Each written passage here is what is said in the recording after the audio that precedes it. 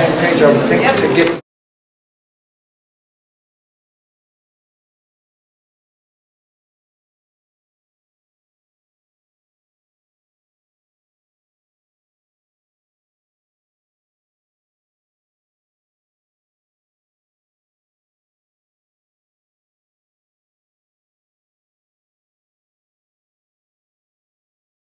I have diverticulitis now.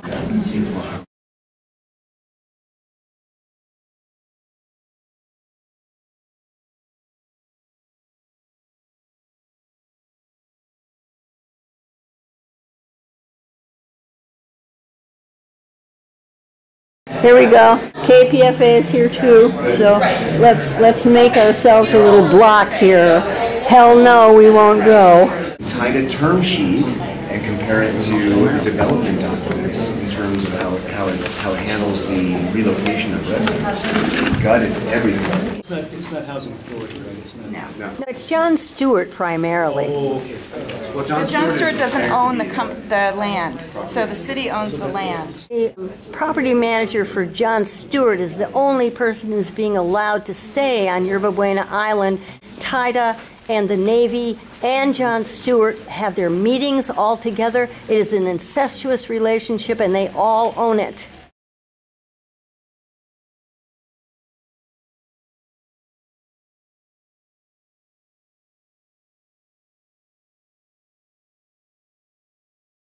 There was clear cutting about a year ago. The workers up there were asked who gave them permission to cut the trees down. He said the man who's the property manager for John Stewart did. Dan Stone. They say Dan Stone gave them the permission to cut that. Yeah, it's not just trees, it was right. I saw the guys who cut that stuff down taking the logs away. Yeah, redwood lumber is worth a lot of money. And Bob and Dan Stone gave him permission to cut it down. I'm sure he wasn't there when they were taking the wood. That's right. 85 condos. She doesn't want to talk to us. She's trying to push us to the back, so then she says she'll have yeah. We don't have a plan B, but maybe we can come up with one together right now while we're waiting. Is that? That's a good idea. All in favor, say aye. So who has ideas as to what a plan B might be?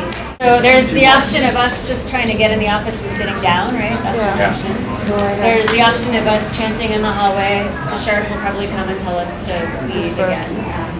There's that option. Why don't we protest in the front again? No. It's really visible. I'm for occupying our office. No. People are not going to go in necessarily in the order they signed up in, but it is trying to get everyone who needs to see the supervisor to see the supervisor. I know it goes till 3:30. Jessica's handling the schedule.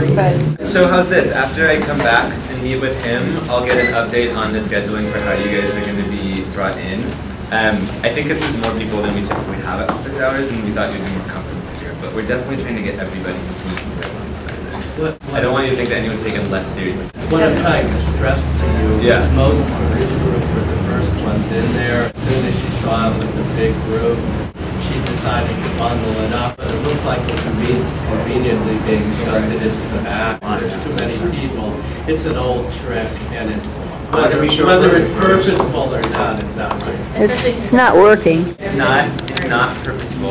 It is purposeful. It is absolutely purposeful. All of this, I don't want to argue with you, but I'm saying it's obvious it was because it's not convenient for her to do it. What I told the man is that it's obvious that the aide in there from the beginning, when she realized there's a lot of people coming in for one issue, started saying you're only as important as any other one person. We have to see how many people are coming in. We have to make sure everyone gets in. And when I tried to reason with her, there's so many people, it's so important, it's not just worth 15 minutes. She was just using obvious cheap tactics and saying, go in the room, we'll get you in. And Now it's an old, cheap tactic. Is she's seeing individual people all throughout to the end, and then it'll be like, there's too many of you, we can't see you, time's running out, and she doesn't want to be confronted. She wants to go out in public when there's some legislation around for housing and say she's on our side, and she wants to hide from this kind of a confrontation. And it's so typical of some of these supervisors that it's not even a cheap trick.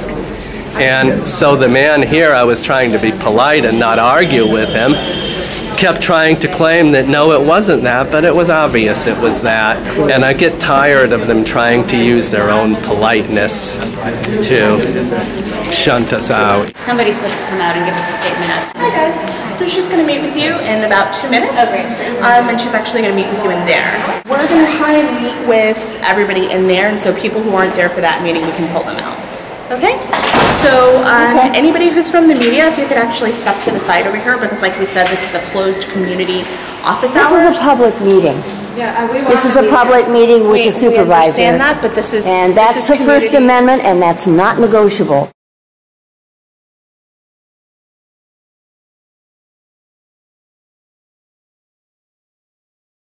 This is community office hours, and the reason why we open it up to the community is so you actually have an opportunity to meet with Supervisor Kim. You know what? This is a public meeting. We can have the media there, and I will just listen. Okay? Listen to Phil. You don't do anything, Jane. I mean, we If want to hear what your solutions are. We can't have you just listen. If you'd like to keep the media there, then I'm just going to listen. Okay. And that's my right.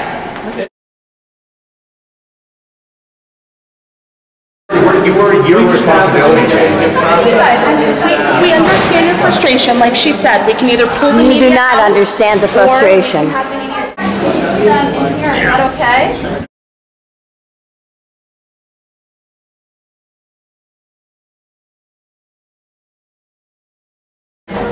Sorry we keep shuffling folks back and forth.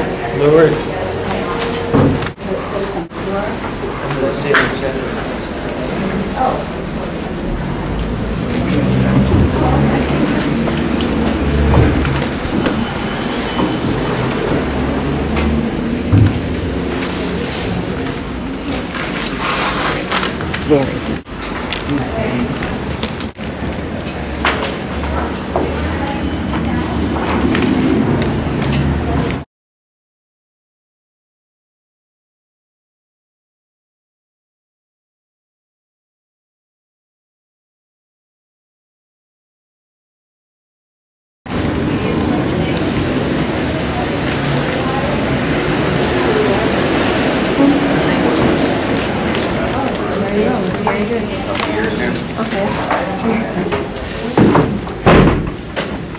It sounds like some tenants are actually interested in hearing what the supervisor has to say, so maybe it would make sense not to record if that's it.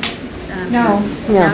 We want recording. But I think some people also want a response, so it's kind of we're in a... Because Jane has said that she's just going to listen if there's reporters here. If there's no cameras, then we'll have a response. You have her on tape already refusing to do this on the record. So let's just hear what she has to say, and then we'll repeat it in whatever. I can take notes. Yeah, so I'm media. I'm like voluntarily electing to stay out because I think it's way more important that you guys get to have a dialogue than I get tape of your complaints. I know what the complaints are, and if you guys are here for change, that needs to happen. So I'm gonna step outside. If anyone wants to talk to me afterwards, that's great. Supervisor Kim, thank you for giving your time. I really want this to be a safe place for everyone, so I'm gonna step out. Okay, I'm media also, and I'd like to make this statement.